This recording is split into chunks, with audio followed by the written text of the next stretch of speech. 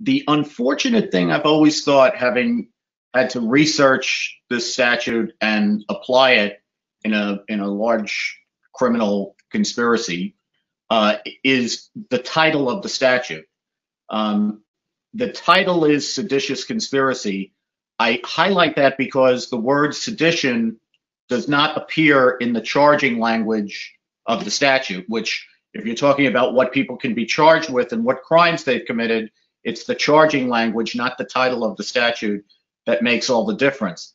And I think it's probably something that wouldn't be as controversial or explosive as it was in 1993 when we invoked it, and as it's been since the leak that you mentioned of what the Attorney General had said.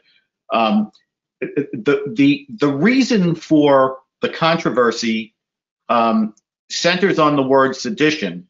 So I think if the statute were called levying war against the United States or using force against the government, nobody would have heartburn about it.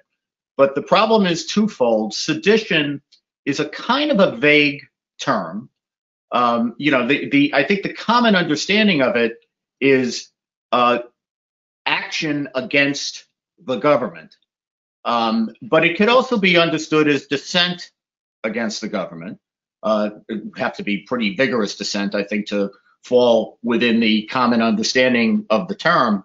But I think the sort of vagueness around it is coupled with, and this is the important point, a kind of an unsavory history that is attached to that term because of the Alien and Sedition Acts, which were enacted by one of the first Congresses in the administration of John Adams, the second president, toward the end of the 18th century, and was used to criminalize dissent against the administration.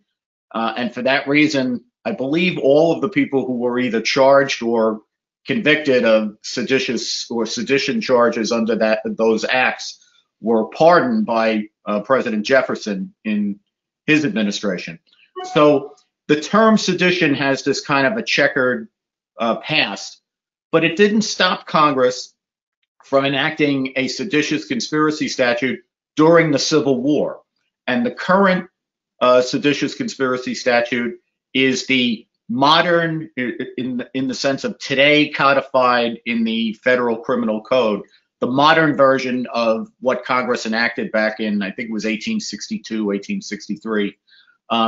And what it does is it makes it a crime to levy war against the United States or to use force against the government.